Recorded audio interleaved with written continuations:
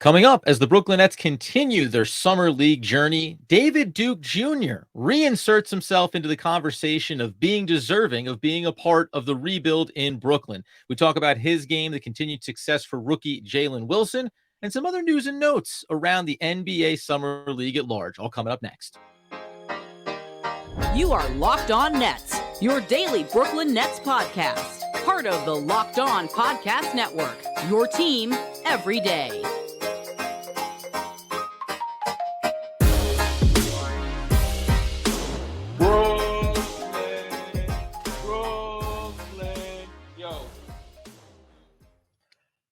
Yes, my friends, this is the Locked On Nets podcast right here on the Locked On Podcast Network. It's your team, the Brooklyn Nets, every single day. Over there, you're going to find Doug Norrie. He's the owner-operator of DFSR for all your daily fantasy sports rankings from DraftKings to FanDuel. He's got you covered. I'm Adam Armbrecht breaking down your New Jersey Devils on the Devil's Puck Luck podcast. We thank you for making us your first listen of the day. We are free on all those platforms. And Doug, we kind of got the first couple of games out of the way for Summer League for the Brooklyn Nets. Got really good returns on Jalen Wilson.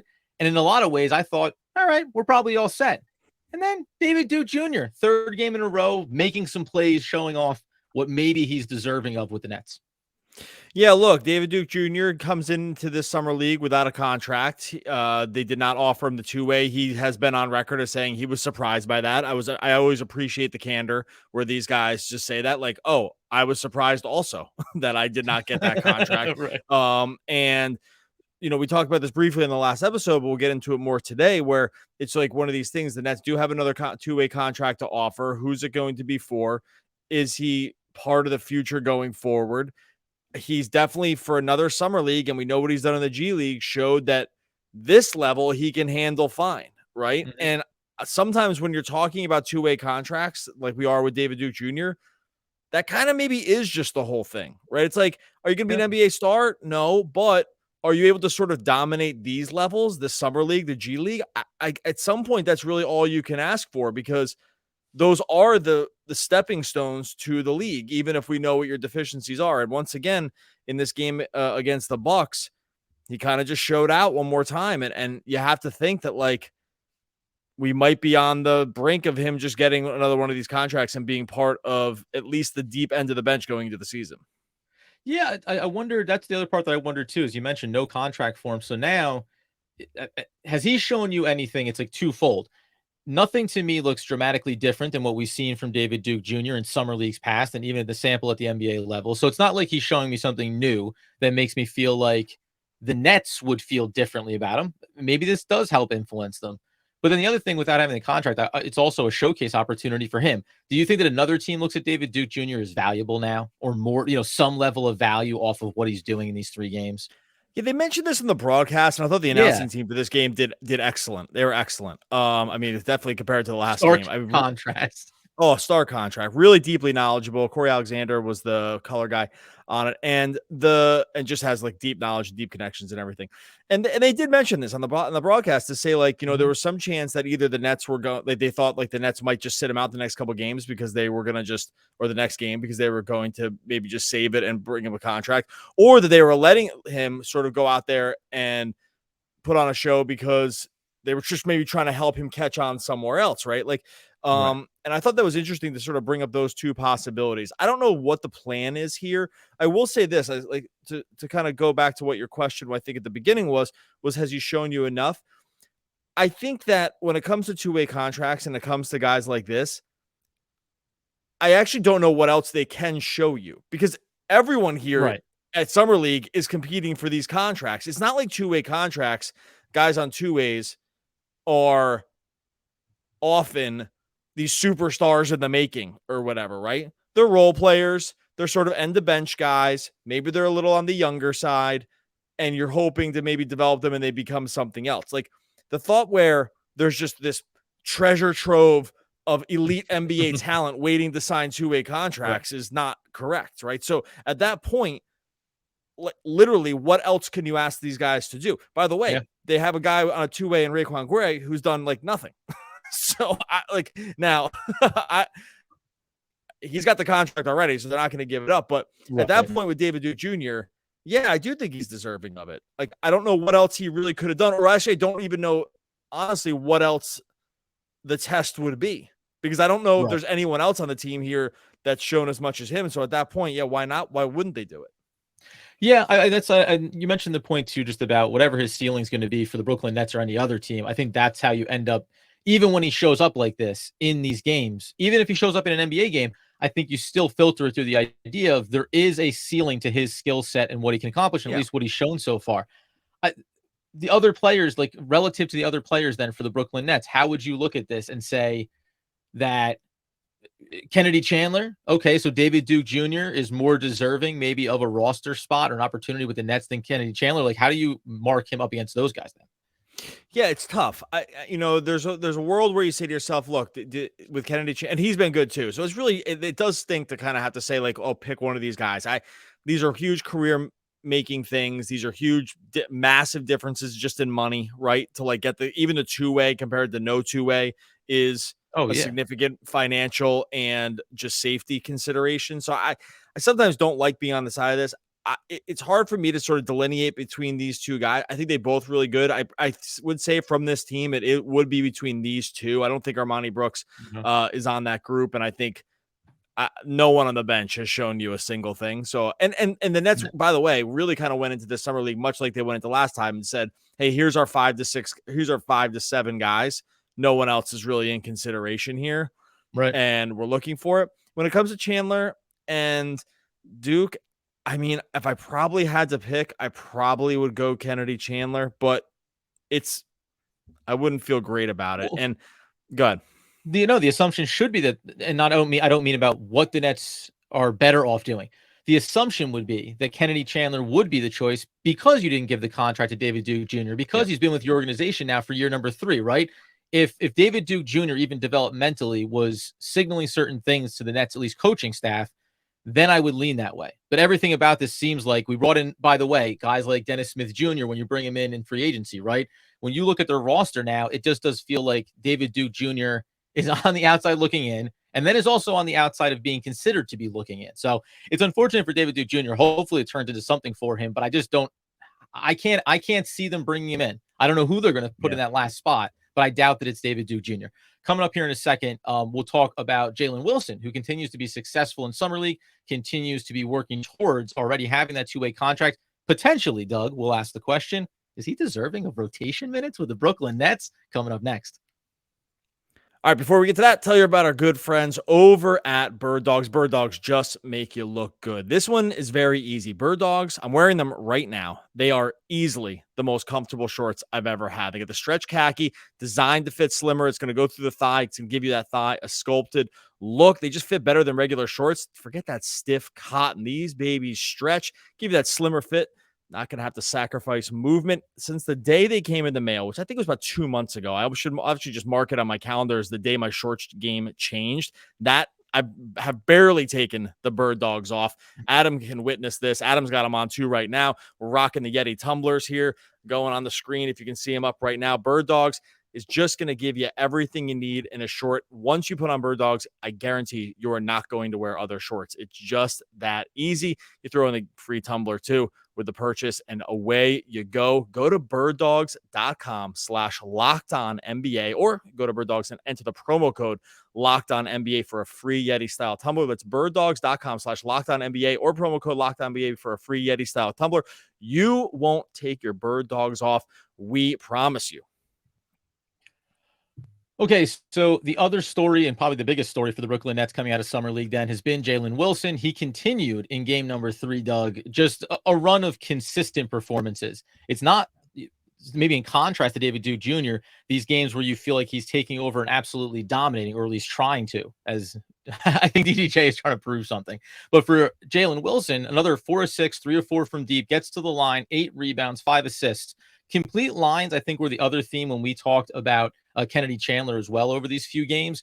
Jalen Wilson, I'm going to find it hard by the end of Summer League, Doug, to not get over my skis on Jalen Wilson and say that I would expect him more likely to be on the bench for Brooklyn than to be on the two-way coming and going. Like, I think he's far closer to making that initial roster run than having to continue to prove himself on Long Island. Oh, you love the consistency, for Yeah. sure. Basically since the beginning of this thing. First game, 17-5. Second game, he went ahead and probably 18-8, and then this game against the Bucks, he went 14-8.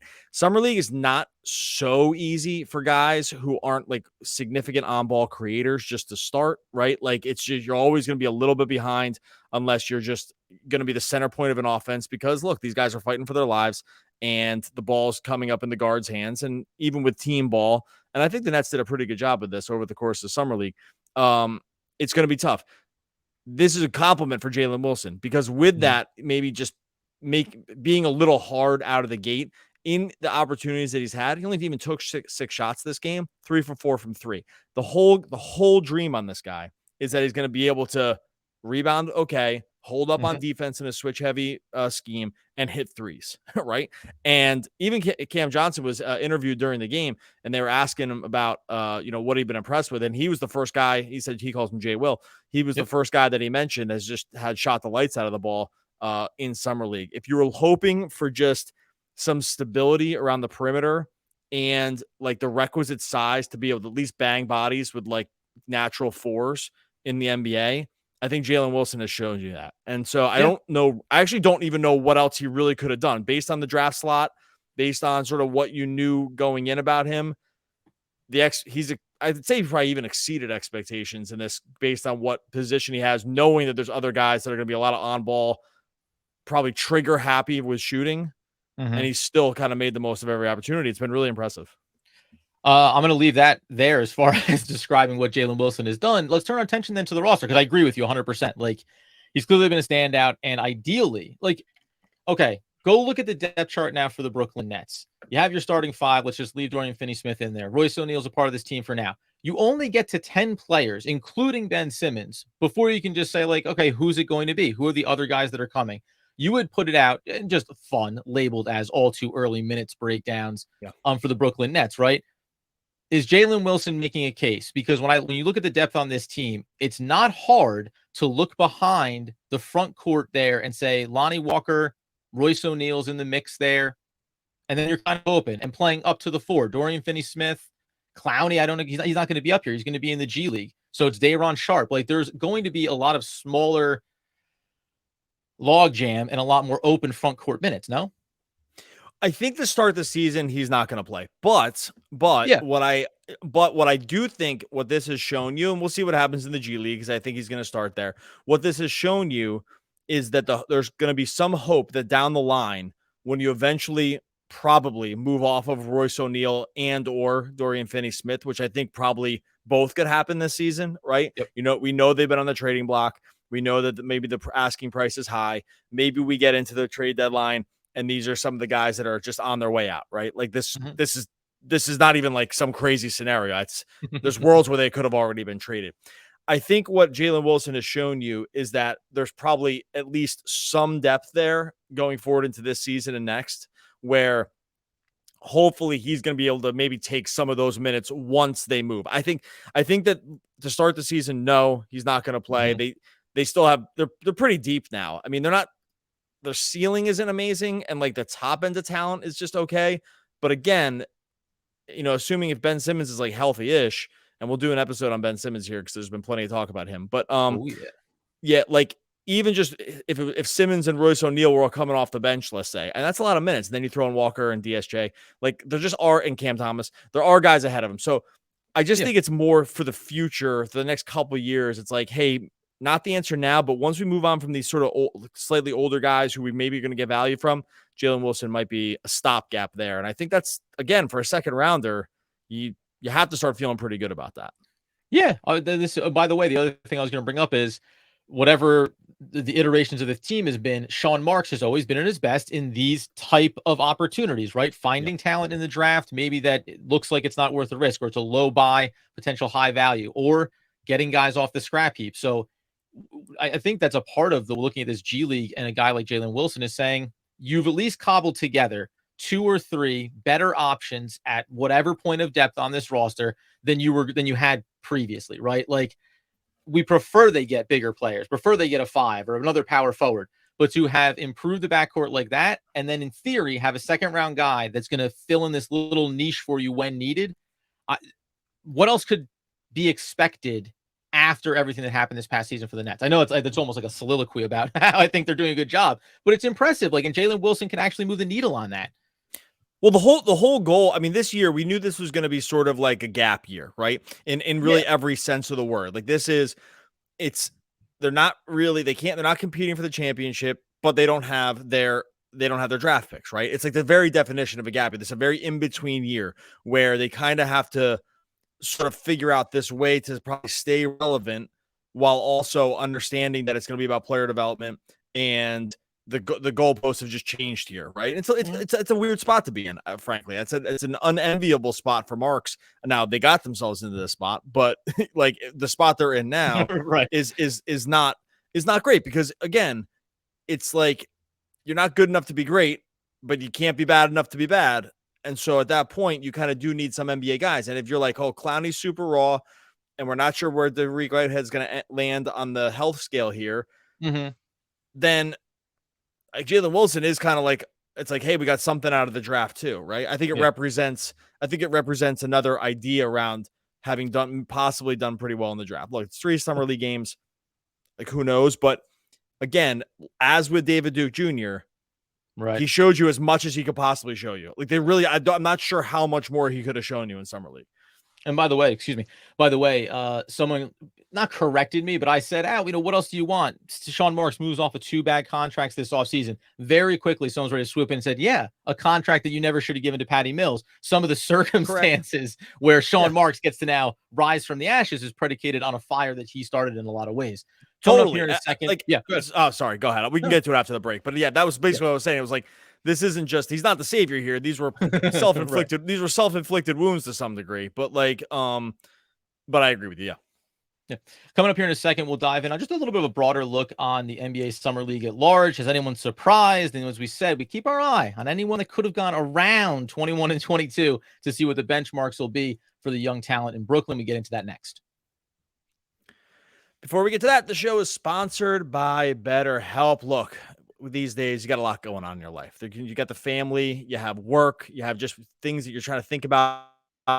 You have just a lot of responsibilities. It might be time to give therapy a try. Even if you've just benefited from therapy in the past and want to get back into it, this is where BetterHelp can really help you dial it in. Like I said, career, relationships, just staying connected to what you really want through life and trying to figure out how to navigate through life with confidence and excitement. This is where BetterHelp can really, really help you start. If you're thinking of starting therapy, just give BetterHelp a try. It's entirely online. It's designed to be convenient. It's flexible. It's suited to your schedule.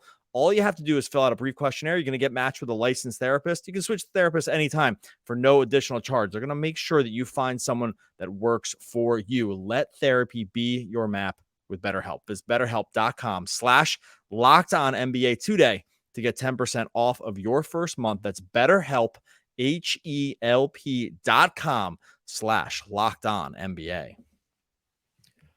All right, so we close out the show after updating the what could be an interesting situation with David Duke Jr. going forward, the impressive performance of Jalen Wilson over the course of the Summer League, but Summer League as a whole. What have you enjoyed, Doug? Yeah, I've been joking around about just like, what Summer League actually matters and stuff, like just having fun because the Nets games, whatever, just having fun with it. No, but in general, look, this was a draft.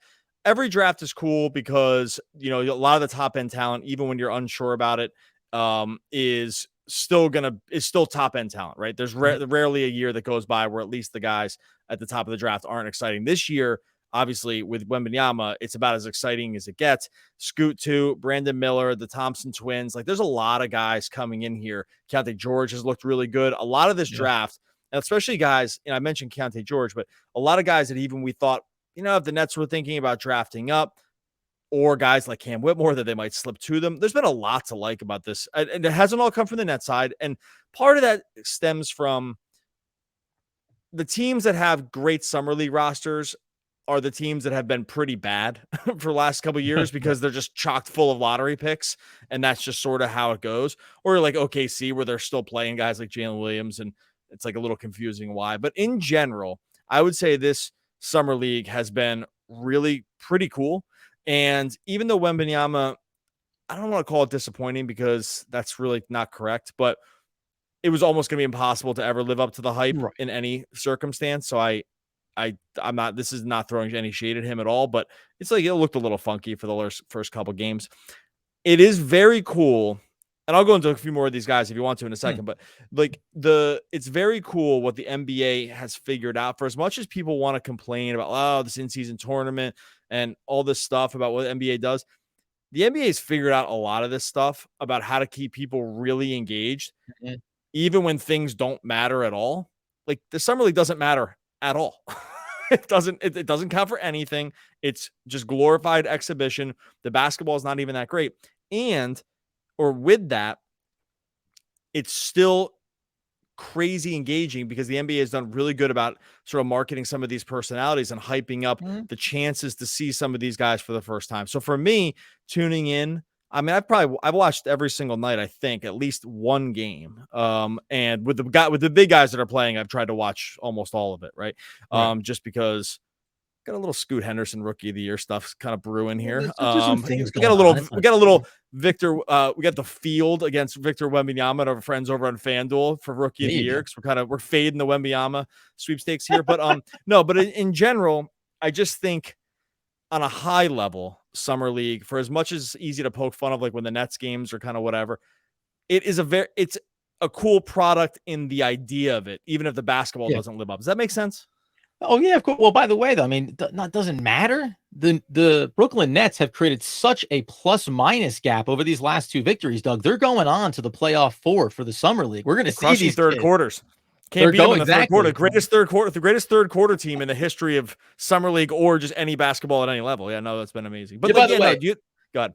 No, I agree, because we always talk about, the NFL has always talked about as being like, they could put a fart out in an email and that's going to be the biggest news and everyone's going to flock to it. And it's going to get retweeted and everyone's going to get a smell, right? But for the NBA to have actually cracked this, and arguably maybe their all-star weekend now needs another tweaking here along the way, but they've done a really good job of making themselves a 365-day-a-year sport, right? Like coverage, content, all of that stuff. Not every sport cracks that. Baseball doesn't crack that. Hockey has a huge time struggling with that. So from that standpoint, yeah, you have people engaged and watching, even if 80% of these dudes aren't going to come near whatever the goal or expectation is you might set for them in this summer season.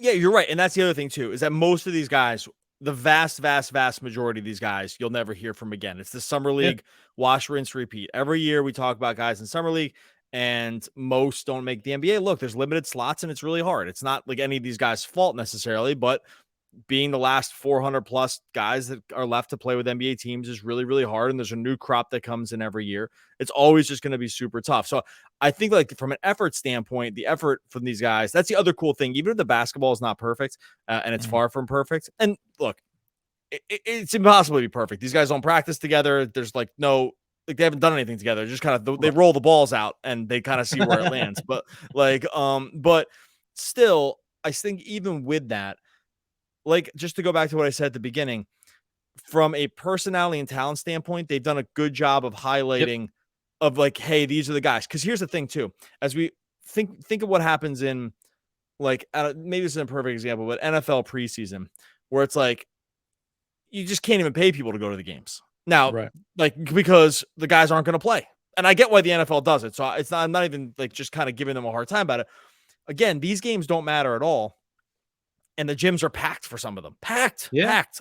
Like to the rafters, because it's just fun. Because as the NBA is a personality and talent driven league among its superstars, and getting your first crack at the superstars when they hadn't played anybody else yet is a very cool thing to be able to witness. And the NBA has figured that out. So getting to watch Scoot, getting to watch Wembanyama, getting to watch Brendan Miller, like I said, the Thompson twins. I mean, even like Chet Holmgren was back on the court. He's looked really, really good. For OKC, he's not technically a rookie, but he hurt his foot so early last season that you never got like into what he was going to be able to do. Just some of the stuff we've been able to watch, I find it to be really, really cool, even if I'm not going to derive tons of NBA takes from it. Like, I still think that it's worth watching because the spectacle to me outstrips whatever you think you lose from a basket, like, just from a strict X's and O's basketball thing. I agree with you. And I think a good place to close out on too, because opinions about things that maybe don't really matter. In season tournament, What is your take on it? Because I actually think it's great, and I think that people are going to be surprised how actually invested certain teams, not every team in the league, but certain teams are going to be very invested in being able to put that on their resume of a season that isn't going to be championship driven. The Brooklyn Nets actually might fall into that category to me.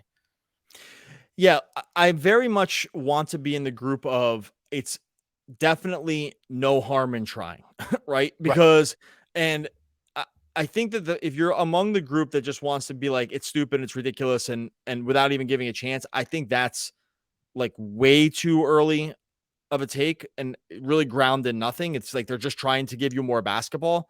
I I don't know why anyone would Right. be mad about that, right? So it's like, and it doesn't really cost much. And now I think the problem is that, and I think this is a problem that the NBA is trying to solve, and they haven't done it yet. It's like it's a problem of their own creation, in that I think one of the reasons fans sort of clap back on ideas like this is because the NBA has done a bad job, for as good as they do, like with Summer League, whatever, they have done a bad job of incentivizing the regular season to make Yeah. the fans feel like every game matters. And because that's definitely has not been the case for the NBA for years. I think they've done some things that make it better. Playing game helps. Like, and I know some of the stuff that's going into the contract in the CBA now is going to help, where like you're not going to be eligible for certain awards and whatever. This is all to say that I think the in-season tournament is an effort to begin to claw back some of the regular season non-playoff stuff matters. Mm-hmm. And again, I think they and the players created it themselves. But I don't know why you'd be mad about like them trying it, because Right. it's like Who cares? cost the fans nothing. It costs you, the fan, nothing to try to enjoy it, because like not liking it literally gains you nothing right now. Like there's nothing to be gained from not liking it. Right? Does that make sense? Of course. And that was my only thing. Like the way I looked at it was, okay, maybe out of these games, and they now build into the schedule that now have the in-season tournament implications. Well, you're going to catch 4 or 5 more games that actually have a little more competitiveness or chippiness in the regular season than you maybe normally would, right? Like if you're someone who thinks they haven't been forcing the 82 games to truly matter during the year, here's a handful of games that actually will have significance. I think it'll be fun to watch, to see if a young team that like is on the verge of turning the corner around the All-Star break, they maybe win this, and then their second half of their season is more interesting. Like the effort to make regular season basketball more intriguing from a basketball or even story and narrative basis, I think it's a good idea. Like, and they said, it doesn't hurt. It turn around in a year and cancel it. But I think it's actually going to be a part of things. Like, I think the Brooklyn Nets would be valuable if some young players contributed to them being involved in this in-season tournament. Yeah, I think there's like a certain class of fan. Well, there's just a certain class of people that wants to instantly just think any change is bad, right? So I think like that is just a mindset some people have about literally everything, right? They like it's different, and I don't like it. And there's just there's infinity examples of this, so it's not even worth it to go into. But I do think some of the derision leveled toward it is mostly comes from that. It's like it's different, so I don't like it. Point. That's it. That's like all I know about it is it's different. Because again, from a fan standpoint, it's just mostly the same and a little more basketball. Like that's it. Right. That's it. And if your team takes it seriously, it could be fun. And if your team takes it seriously, then maybe you get mad at your team for not taking it seriously, because everyone can just choose to take it seriously too. And maybe 5 years from now, they say, hey, it's not really working and we're going to move away from it. I think basketball has proved, I think the NBA has done one thing pretty well over the last couple of years, is recognizing areas of concern and trying to fix them, like getting the guys to play more regular season games. They've done a good job, I think, of a lot of in-game stuff that has helped the game, like the replay, the take fouls, like the flopping rule that just came out, right? Like they're really gonna just really try to hammer you if you're flopping. Great. Those things that make the game worse. Let's fix them. Right. And so I think from the NBA, I do want to give the NBA some of the benefit of the doubt of maybe saying, hey, we might have lost some of this stuff over the last couple of years, and we're working on now sort of just, like I said, clawing it back. Yeah. And I think that's commendable. This idea might stink.